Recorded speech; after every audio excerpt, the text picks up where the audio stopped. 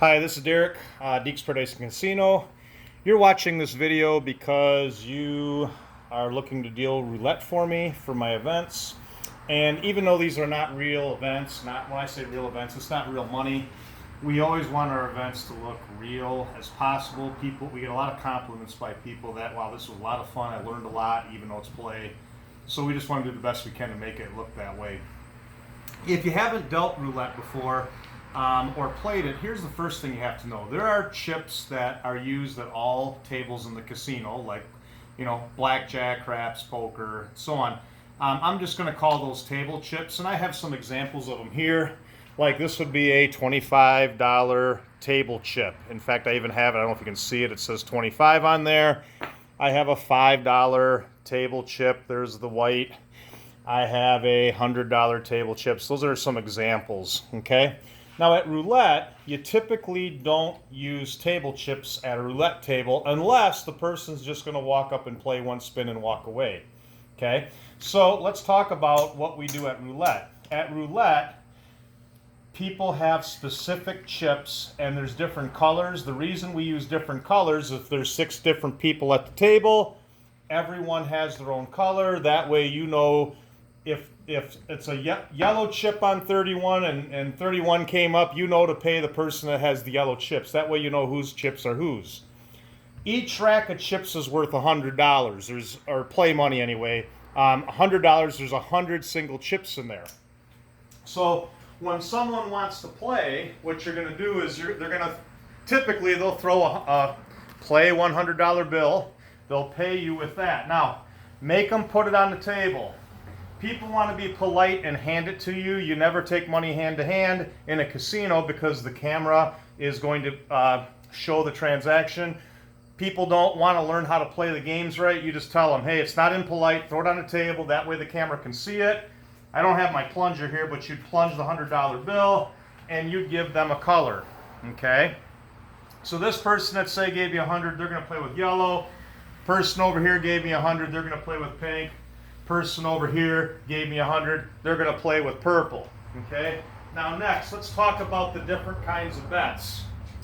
I'm going to put a picture of a payout sheet here. It's a little dirty, but it's okay. You can freeze that if you want and look it over, but I'm going to go through each of them. Okay? If a person bets on an individual number, like you can see I put a yellow chip on the number 27. If the number 27 came up, that person would win. It pays 35 to 1. A person could bet on 2 numbers at a time, like 26 and 27. If either number came up, it pays 17 to 1. So you notice if you bet on one number, it pays higher, 35 to 1. If you bet on 2 numbers, that pays 17 to 1. You could put a chip like this, and this is called a street bet. You're betting on 3 numbers, 22, 23, or 24 coming up. That pays 11 to 1. If you put a chip on a corner, if any of those 4 numbers come up, it would win. It pays 8 to 1. There is a 5-number bet. One 5-number bet on the table. It's here. You can bet on 0, 00, 1, 2, or 3. This pays 6 to 1. If you put a chip here, or you put a chip here, or if you put a chip here, these are the 3 places you can put a chip to make that 5-number bet. So you have to know as a dealer, if someone puts a chip here, they're betting on the 5 numbers 0, 00, 1, 2, and 3. Okay? There is 6-number bets you can make. If I put a chip here, it's betting on these 6 numbers, 13, 14, 15, 16, 17, 18. Okay? If any of those come up, it pays 5 to 1. Now, all the bets I showed you, okay? I had a single bet, I had a 4-number bet, I had the 3-number bet, the 6-number bet, and the 5-number bet. These are all called inside bets. When you're betting on these individual numbers, that's called an inside bet. Players at our tables have to at least bet $1 on an inside bet. You can bet more, but you at least have to bet $1. Okay? Here are the outside bets, any of these that I'm pointing to. Okay? These bets require a $5 minimum. So if I put 5 chips here, okay, I'm going to move my phone a little bit so you can see it. If I put 5 chips here, okay, This is betting on any of the numbers in this whole row. from 1, 4, 7, 10, 13, 16, 19, 22, 25, 28, 31, 34. If any of those come up, it pays 2 to 1. So if this person won, you would pay them 2 for their 1, just like that, okay? And it's the same kind of bets here. If you bet here, it'd be that row, and if you bet over here, it'd be the far row, okay? If you bet here, you're betting on the third 12 numbers. That means you're betting on any of these numbers here to come up. If any of them come up, it pays 2 to 1 again. This bet, you're betting on the second group of 12, which goes these numbers from here to here, from 13 to 24. If any of them come up, it would pay 2 to 1. And this is the first 12. If any numbers from 1 to 12 come up, it pays 2 to 1. These bets are the easiest to win on, which means they pay the least. It pays even money. So you could bet on an even number coming up. So if the wheel is spun, you get a 14, that's even. You would win even money. So the dealer would match your wager. Okay? Red, black, odd, numbers 19 to 36, or numbers 1 to 18.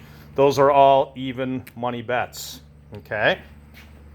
So you have, first of all, you got to spend a little time. You want to have some knowledge of what the bets are and how much they pay. If you don't know that, if you got to continually look back at the sheet to figure it out, it doesn't look great. I mean, if you peek at it once in a while, I get that, but you want to have a basic understanding of the bets. Now, the mechanics of the wheel.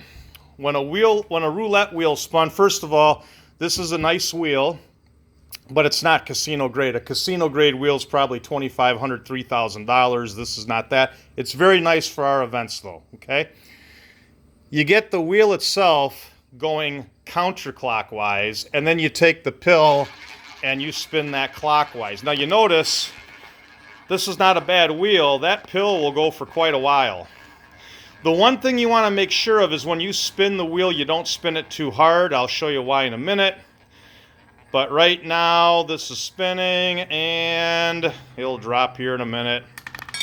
And we have 33 black. That's 33 black. Okay, so I'm going to take the marker. There's a table marker. You can see it here. I'm going to take the table marker. I'm going to move it to 33 black. And now anybody that had any bets where 33 black would be a winning bet, I would pay those, but I should have said this first. I'm always going to remove the losing bets first and slide them off to the side. So I'd slide those over to this area. I always have 2 people deal this game. Someone will be there to help you. Once we get all the losing bets off the table, we then go through the winning bets and pay them off.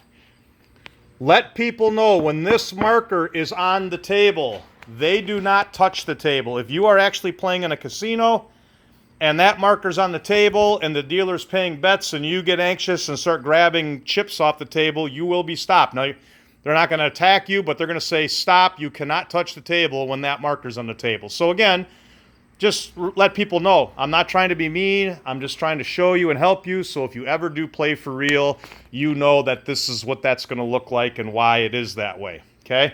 Now, I wanted to show you this real quick.